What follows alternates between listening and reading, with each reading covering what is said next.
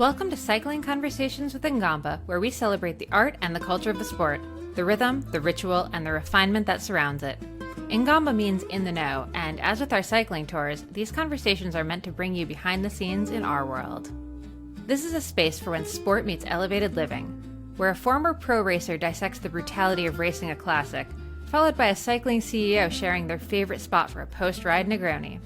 Along the way is our creative director and award-winning cycling photographer James Startt, who joins me, Molly Herford, to unpack the cultural currents shaping the sport and the destinations that make it so beautiful. To learn more about our award-winning bike tours and to join us, visit ingamba.pro or the link in the show notes.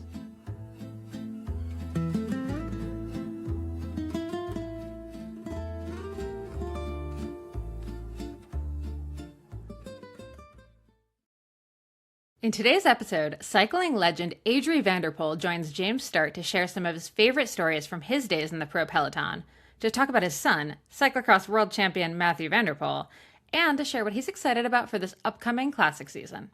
Now, let's get into this conversation with Adrie. Enjoy and make sure to hit that subscribe button. Adrie, it's just such a pleasure to sit down with you. Anytime is a good time, and so I'm really looking forward to this. But yeah, it's difficult to fathom just how long and rich, Adrie, your career was, from winning monuments like Flanders and Liège, which are very different, to the yellow jersey for day or the cyclocross championships late in your career. First, I mean, what was the secret for such longevity, for keeping motivation for nearly 20 years, really, huh? As a top pro, how do you keep the head and the motivation for that?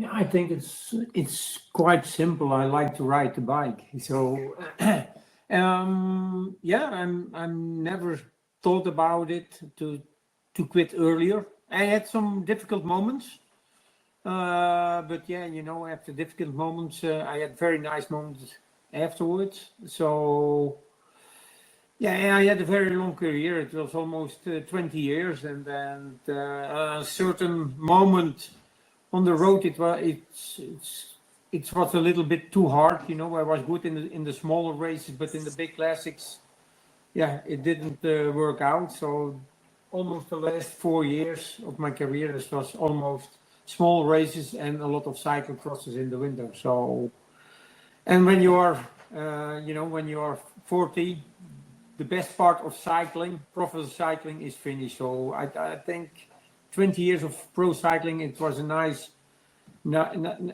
beginning and a very nice end, because the last season was still very good, and I was lucky. I was not too injured in my career. I had some small crashes, not big crashes. So yeah, I think when I stopped, it was the right moment. I remember a couple of years ago, I spoke with Greg Van Avermaet, when he retired, and I said, so what made, he was still very strong. He still is, actually. But I said, what was the motivate? Why did you finally make that decision? He said, when I understood I could never win Tour of Flanders again, I was no longer in that top three. It was time. And so I think each champion comes, especially the big champions who won big races, it comes a point where it becomes pretty clear. But in your situation, even though maybe you weren't winning monuments, you found new objectives, especially with cyclocross. Yes, right. And that's also key to longevity, is finding new objectives within your career. It might not be winning the biggest races that you won, but finding other things that are really satisfying and giving you new dreams, I guess, huh?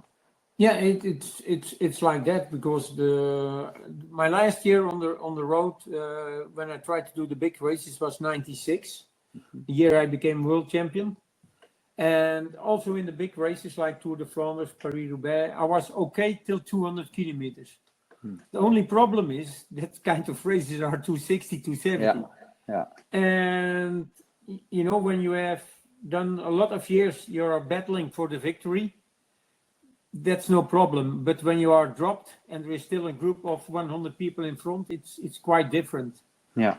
And then already after Paris-Roubaix, I said, okay, this kind of races are too hard now for me. And then I spoke with Jan Raas, who was our director. he said, okay, no problem. You do the small races with the young guys, teach them some things, and try to do a couple of winters only cyclocross. And yeah, it went very well. I would say so. I mean, you were often on the podium in Worlds, but you finally won it really at in the autumn of your career, I guess we can say. I always thought of you as being rather a pioneer. I mean, there were certainly others who, like Roger de Vlaminck, who once won the World Cyclocross Championship, but I always thought you were one of the first people to really master a road career and cyclocross career at the same time. Was it difficult to balance those, or was it a sort of natural evolution? Oh, I started when I was a professional. No, as an amateur, I did already do a couple of cyclocrosses in the region, but they were only on national level. Mm-hmm. But then I became professional, and then I could start in the Championship of Holland. Now I became fifth, sixth in the first years, and then in '85 our director, they selected me for the Worlds, and then my first Worlds I became second, and then said, okay, that's for me. The winter was a part of bridging the road season, the winter season. You know, mm-hmm. it was too long to only train. You didn't have training camps. Yeah.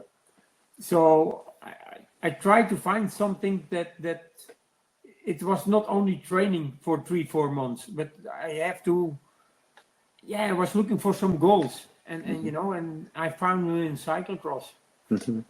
But it's interesting because what I recall back in the day was there was a lot of track guys or cyclocross guys. They would have their winter season, and they would be good for some of the February races. But by the time the big classics came, they were kind of going down.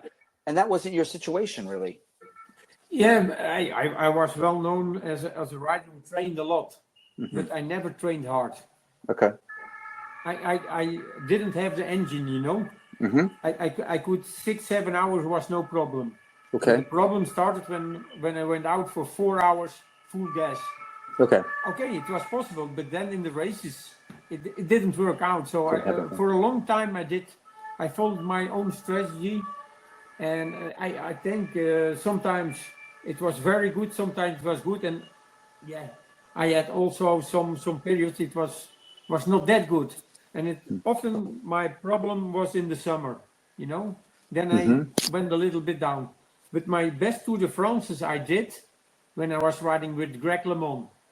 Then I had something to work for. I had Pedro Delgado. I have something to work for. I ride in the team with Steven Rooks and Gert-Jan Teunissen. Mm-hmm. But I also went to Tour de France, and at the start, the first day, I was already thinking, what are we doing here? Mm-hmm. You know, we had a team, but it was better we stay all at home. Yeah. Because we couldn't fight for the stage win. We had no general classification. We were just following the bunch. That was it. And I can tell you, 3 weeks following the bunch, it's mentally it's hard, and it takes mentally it's long, 3 weeks. Yeah. When you are fighting every day, just to survive. By like that, but yeah, that's no summer vacation. No. So I think I had a couple of Tour de France's. I think 4 or 5, okay. Then 3, not and there were two I quit. Okay. Because I was. It's just too much. Yeah. Okay. In the beginning, you know, the hilly stages was okay, but then the last week, only in the mountains.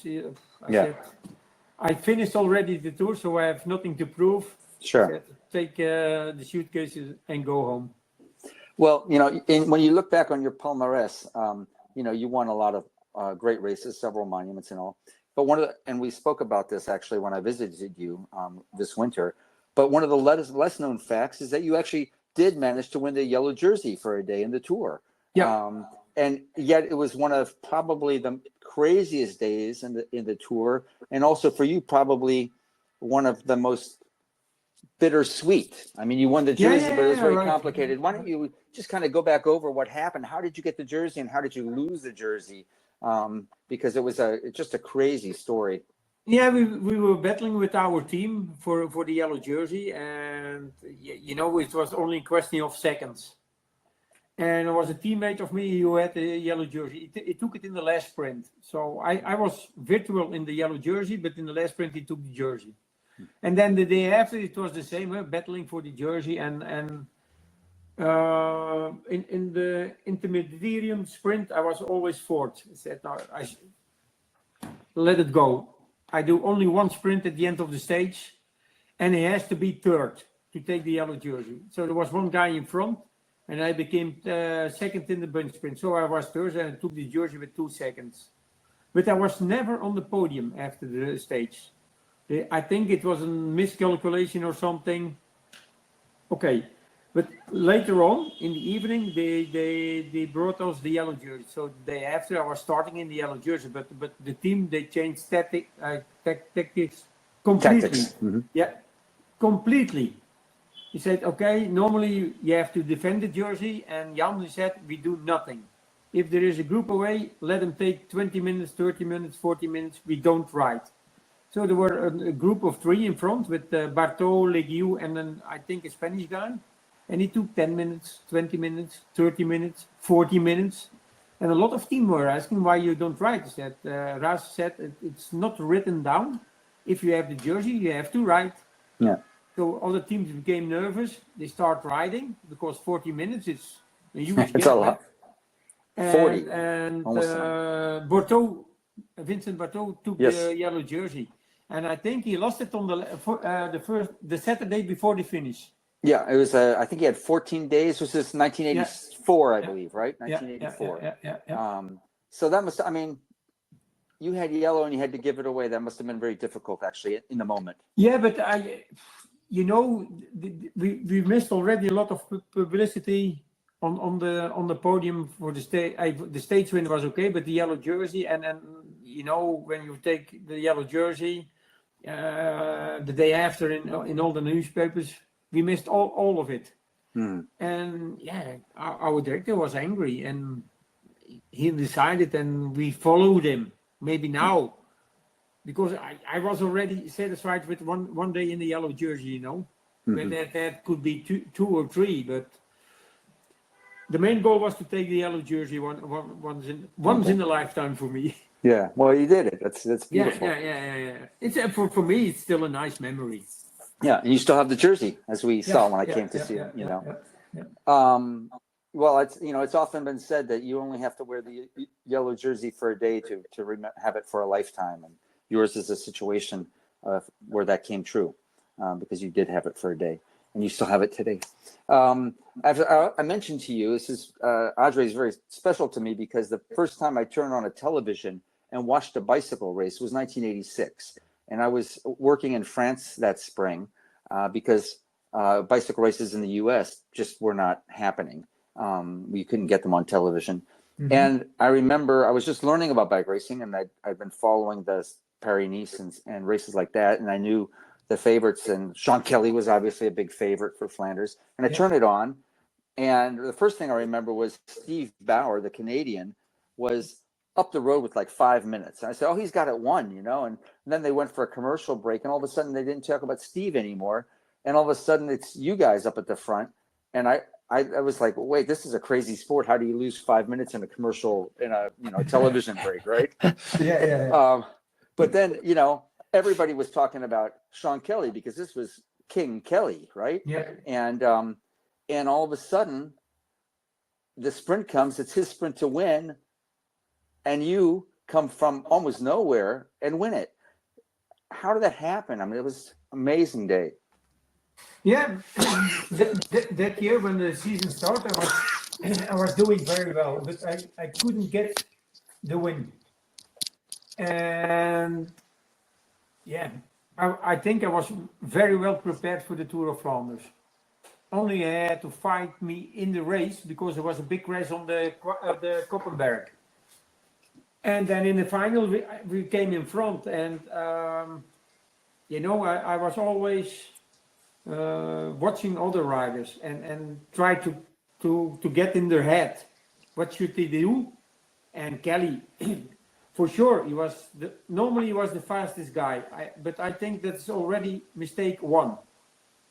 Never, because we were three with there was Steve Bauer and Flip van der Brand and me. But it's after a race or after 270 kilometers, so a lot can happen. Yeah. And then I said, okay, point two, I start to sprint, a very long sprint, and then I had to play. If I stop, it's finished. Dead. And then at 300 meters, I stopped, and he has no choice. He had to go. And then Shawnee passed me, and I stay in the wheel. And then the last 50 meters, I passed him again. And then a couple of times I beat Sean in the sprint, because 2 years later in '88 I was third, he was fourth. So there were two in front. So, but normally he was faster. But a sprint in a big group, it's not the same as a sprint head to head. It's different. It's different. Especially and after 260 I had to say, he did a lot of work the last 30 or 40 kilometers. Mm-hmm. So, and you guys are good friends. I mean, you were fierce competitors, but always very respectful of each other, and you're good friends today. And you've told this story many times, and he doesn't hold it against you for taking away the one chance he had for Flanders, huh? Yeah, he has won a lot, and but Tour de Flanders was his race. Yeah, but he never won it. And I believe Claude Kerkelian was with you in that group. He missed two races, I think, on his Palmers. Yeah, World Championships and Tour de Flanders. Yeah, a rider like him, he deserves the Tour de Flanders, and he deserves the Worlds. Yeah, I used to ride with him in Paris sometimes, because he would come over for Eurosport, and so how many classics did you win? And I think he said 8, and then he paused for a moment and said, but I just count the monuments. So, most of us, there are a lot of great classics out there, but for him, there's only 5, and that's all he counted when he counted his classics. Speaking of other classics, you also won Amstel Gold Race, which is your national classic. It's not a monument, but it's a huge race, especially for you guys. But I've always been curious, because you're Dutch, but you've lived almost most of your career in Belgium. You've won the Tour of Flanders, the biggest Flemish race. You won Amstel, your country's biggest race, but you're half Dutch, half Belgian. Which of those races is more counts more for you, or are you proudest of? The most interesting race for me is Paris-Roubaix. That's a really special race, If you do the Tour of Flanders, you start already in 3 weeks. You start with the Nieuwsblad, you start Kuurne, you had Waregem, you had Harelbeke. In that kind of races, you do a lot of the same climbs. Yeah. So the Tour de Flanders is a little bit similar to them, but 70 kilometers longer. Mm-hmm. And that makes it really hard. In Paris-Roubaix, you only pass there one time in a year, and sometimes when the Tour de France is passing. So the most sections of cobblestones, they are open for one ride in a year. Yeah. For me, it still is special. Yeah. I remember Tom Boonen told me the same thing, and he retired after. I said, you're Belgian. Flanders is your biggest race. You've won Flanders. You've won Roubaix. Which one? And he said, same thing. He said, for me, it's Roubaix. He said, Flanders, we go over the same climbs. So it's changing a bit. Now they're trying to make each one of those races more special, right? But from Het Nieuwsblad on, a lot of those roads and those climbs they're covering. But he said, but Roubaix, it's just once. And the cobbles on Roubaix are a whole nother story. It's just not at all the same game. But Amstel or Flanders? This was my question. Which one was Flanders? Flanders was sentimentally more for you. Yeah. Okay. Yeah. It's. I think it's also more known in by the cycle family than the Amstel, you know. Yeah, Amstel is a big race, because it's already 50 times organized. But yeah, Flanders is it's like Sean said, it's a monument, eh? Yeah, it is. It's very special. Let's go back a little bit to your cyclocross, because it was just, that was sort of your last great victory. I mean, you were always good and often on the podium, but you always came up a little short. And finally, at the end of your career, you managed to win that one. And I believe, is the jersey behind you? Yeah. Is that your world championship? That's the one. It's like, yeah. That's it. Well, why did it take you so long? The first time I was really close with Klaus Peter Tauer in '85, but I was so surprised. I was riding there in front of all the big names. Yeah. That I was thinking, okay, don't take any risk. We're gonna see next year. Then I will be more prepared. But it took me 10 more years to get the jersey. Sure. And often there was a rider really strong. I mean, when you are 1 minute behind, you have nothing to say. Eh? Yeah. And I lost one time. I lost in the sprint in Holland by Simonek. He was one of the fastest guys in the peloton. So, sure. Yeah, luckily, after several second places and third places in '96, it was the day. It should be in Paris, in Montreuil. It was great. Everything that day went well. Yeah. Starting in the morning when I get out of bed till we go to sleep, there was that day I couldn't find anything that wasn't okay. Yeah, I remember. You remember the French rider Gilbert Duclos-Lassalle? Yes, obviously, and he his race was Roubaix, right? And I think he got a second, maybe very early in his career, and he was chasing that victory for the rest of his career, and it only happened in the last 2 years. He won it twice in a row. Yeah. Yeah. And at the time, he was teammates with Greg LeMond on the Gone team, and Greg said to him, actually having that dream come true so late in your career is maybe the best thing you could ever ask for, because everything comes together, whereas when you win early, you start to take it for granted. But when you realize after 10 years, 15 years of trying to reach that thing, when you finally get that dream, it's really, really special. Yeah, it's right. I was fighting for it, and I was always quite close, but yeah, I think also my career would be different without the jersey. Now I'm very proud of all the third and second places. But that day it could be so also, and then you are known as always to be the number 2. So, but yeah, I'm very happy that I, at least after 11 years, I won the jersey, and then afterwards I had 4 more years to go. I was really, it was not only the jersey, I was very proud. Also the season after I won, so 96, 97 in the winter, it was my best winter in the jersey. No, that's special. It does something with me, or with a rider who's wearing the world champions jersey. Yeah. All right, I'm going to ask you a question I'm sure you've never been asked before. Surprise me. You're the father of Mathieu van der Poel. Nobody's ever asked you about your son, I'm sure. No, that's right. Yeah. Never. So yeah, completely out of the blue.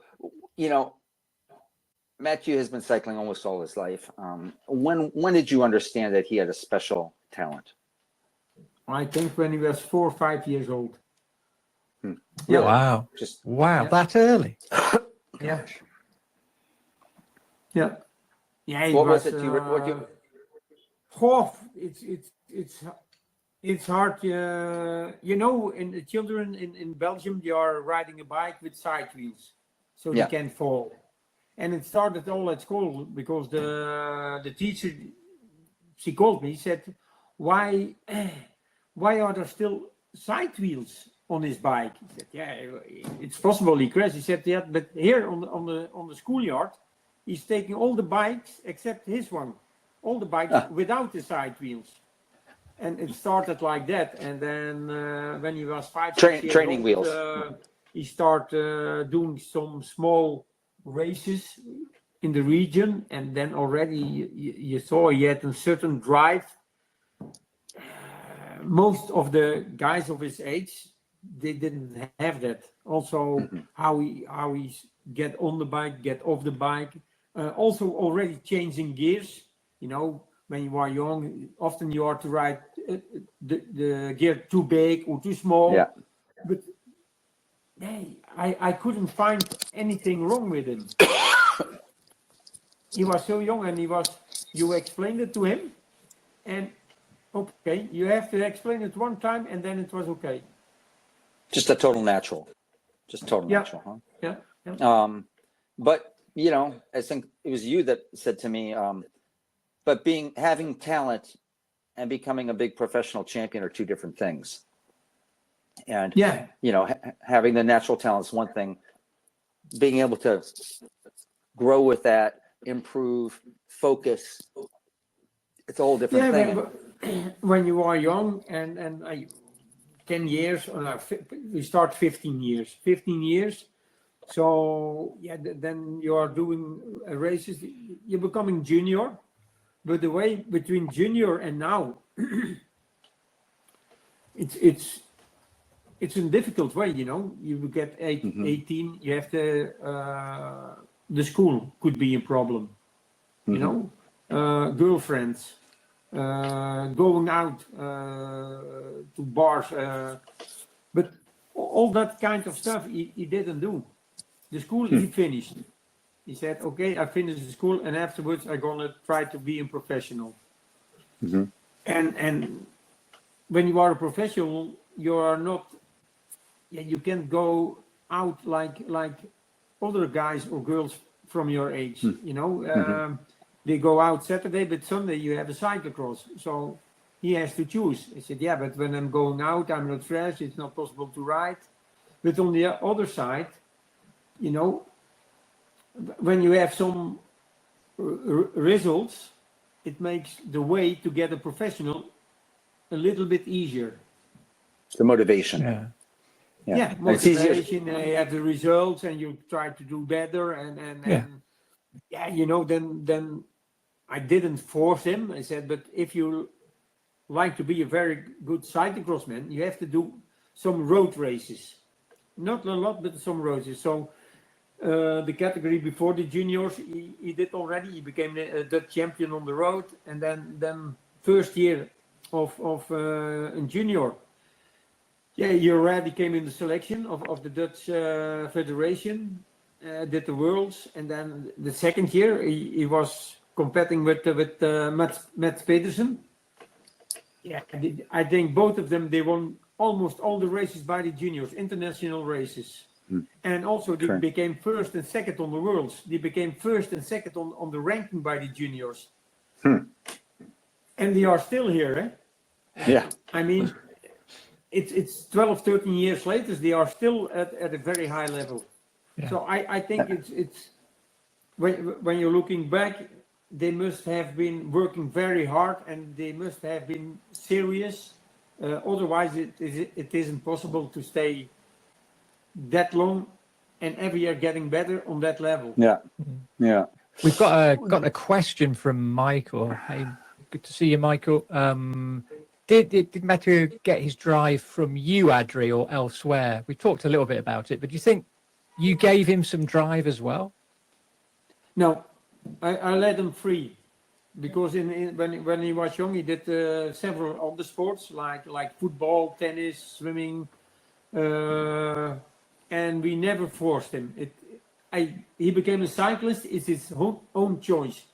Afterwards, we did give him a lot of support. I think that's normal. But we never forced our children to get in the sport of cycling. And the love for both the road and cyclocross, does that come from you? Did you encourage him to do both a lot, or was it hard for him to do both? No, in the beginning, the road races are boring, he said. But yeah, when you become world champion on the road, I think that changed a little bit, because afterwards he became an under 23 in his first year. He did win some big races in Belgium, and I think also when you go slowly to the winter, he felt that he was becoming stronger, you know. But we always said, okay, when we do summer and winter, we're gonna do never more than 60 races in a year. So if you do 30 cyclocrosses, we do 30 road races. And I think when you're gonna, I have to look it up, between he was 18 and now, I think he never did more than 60 races. Okay. Interesting. That's interesting. Michael actually started the question, but what is the personal characteristic that you have that you see most in Mathieu as a cyclist? He's working hard to win big races. That's the only thing what matters. You know, when he was 25 or 23, they were asking for the Tour de France for a general classification win, and he always said, "I'm not interested. It's too hard." Okay, cycling is hard, but yeah, you know, he's 1 meter 84. His weight is 77 kilos. So. Yeah. I said I try to do where I'm good in, and that are the classics. And you have seen it's now I think 5 years ago and last year in the Tour de France, when the first 10 days they fit him very well. He's very motivated. When he smells a little chance to win, he's very motivated. But it is also the way around. When he said, okay, it's hard, he's not at all motivated. Okay. I think it's a good thing. Yeah. You have to know, you know, one of the great things I learned in cycling, which gave me lessons in life, was you have to know your limits. Learn your limits, know your limits, push your limits, but respect your limits. Exactly. And that's been one of the great lessons for me in my own life. And it's on and off the bike. It counts for a lot of people. Yeah. But some people don't understand that always, you know, and it was through cycling that I learned that, really, I think. Yeah. So I have 2 more questions, but John, do we have any other questions from our viewers? So we had one from Harry. This is going back a little bit, rewinding slightly, but we see so many great cyclocross riders who also do well on the road. Why do you think that is? I think we have more now. We have in the past we had Pidcock, we have Wout van Aert, we have Mathieu, but now you also have Emile Verstringen. I think they have a lot of talent, and also Wout van Aert and Pidcock maybe not, and Mathieu and Verstringen, they started all in cyclocross, and later on they discovered they are very good on the road. So, but I think it all starts with talent. Yeah, and then a lot of other things. You have to train hard. You have to. That's what I told Mathieu. Try to enjoy your work. That's the only thing what matters. Great. Do we have any others out there, John? Not at the moment. No, so... come on. Okay. Well, kind of getting back to longevity, because you're still in great shape. You still ride what, 10, 12,000 miles a year, kilometers? Is that correct? Miles, 10,000 miles I had last year. Just 60,000 kilometers. Yeah, that's pretty amazing, huh? And you still just, when you get up in the morning, you first thought after coffee is, what kind of a bicycle ride am I going to have today? What's possible? Is that still like a first question you ask? Yeah, well, when it's nice weather and the roads are dry, then I prefer to do the breakfast, cup of coffee, and then went out for a ride 3 hours. Then 12, 1 o'clock, I'm back home, and then I eat a little bit. And when I have some work to do, I do my work. The other way around, it's quite hard. Work first and afterwards to ride the bike, it's quite hard. Yeah. But no, I'm still enjoying it. So, yeah. That's great. That's great. I've got a question, if I may, Adrie. I love like the tech and the gear in cycling and the bikes. How have you seen that change since you were starting your career to now? Do you sometimes think, oh my God, wow, this is amazing? Yeah, for sure. If you see the bike, when I started, it was a very nice bike, and everyone was riding a similar bike. It's the way it is now also, eh?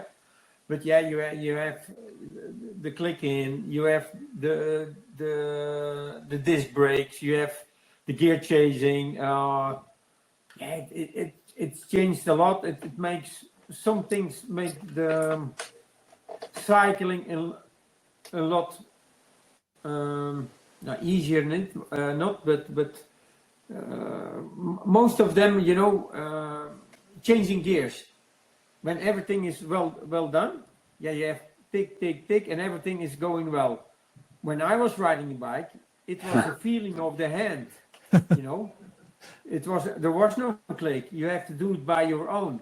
I think that the most important thing for us as a not professional rider is the gears.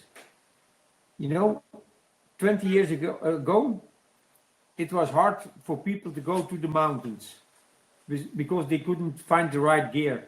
Now, you can climb to heaven with the gears we have now. It's for our people now who are enjoying riding a bike or like me, I have plenty of time. There is no problem to go on doesn't matter which climb, you change your gears in the right direction and you ride on. I think it's and now the last thing, the tubeless, I think it's also a big issue, and the bigger ones, tires, it's great. Well, they bring a certain stability to these very stiff and light bikes that make it pretty amazing, I think. And it's like they're just so smooth now and fast and stiff. So, But one thing is also changed. If when you did buy a bike 20 years ago or now, if you have a top bike, you can almost buy a small car. I mean, the bike, it's expensive, Yeah. Has to be honest. But it gives you, on the other way around, it gives you so much fun to riding a good bike, and I'm still like a little child when there is a new bike coming out and from the team, I put it still in the bedroom and watch it, and I enjoy a new bike like I was 10 years old. It's new bike day. Yeah. New bike day. That's great. Still a kid in you, huh? Yeah. Right. Just I got really one last question myself. Because for the last few years, you've been an inGamba trip leader, which has been just tremendous for us. This year, you're going to be doing 3 of our trips, right? Milan-San Remo, yes. Flanders, and your favorite Roubaix, obviously.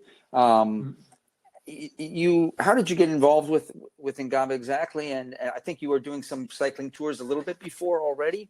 On my own name, and another guy who's involved in inGamba, Frank. He's a friend, and that's the way we start. Last year we did for the first time we did Tour of Flanders and Paris-Roubaix. You know, two monuments. And I think last year it was very nice because for the two events you do more or less a program what is similar. So, and I have a very good relationship with the Velodrome in Roubaix, so we can finish there. We can take a shower in the old showers, you know, In the iconic showers. Television. I think it's something quite different. For example, when you're doing a climb like Alpe d'Huez, to get on the cobbles in that was last year when we were talking about. We did some parts of Tour de Flanders. Oh, they are really bad, these cobblestones. They did that, but said wait till we do some parts of Roubaix. There, the cobbles they put them in the ground, not on knees, but they drop them from an airplane, and that's it. So we have road, but after we did they were surprised. They never thought that it was possible to ride on cobblestones like that, you know. And I think it's also Flanders. It's a great experience for if you have never done it. It's a great experience. It's you have to do it. Then afterwards you can talk about it. You have to make it up the Koppenberg without putting your foot on the ground, and then you've That's also which is hard. It's hard. Hey, when it's dry, it's okay, but it's still hard. When it's wet, it's quite. It's really quite difficult. And I saw today a little film.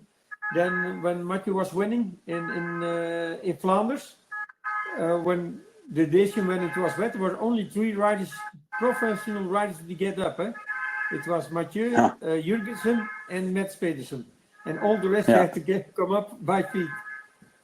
By the way, I remember the first time I did when I did win Flanders, I had to walk also. Also, crazy. Yeah. The first time I did the Koppenberg, I was behind the Team Motorola car. We were ahead of the race. And we got about halfway up and they stopped. And all of a sudden the car starts sliding backwards. They got out and said, you have to go back down because this car is not going up. That's how steep and wet and crazy it is. Very nice. Well, I hope to join you on some of these trips just to hear more of your stories because it's so wonderful speaking with you. Thanks so much for joining us for Cycling Conversations with inGamba. Make sure to hit that subscribe button so that you never miss an episode, and we hope to see you on the bike soon.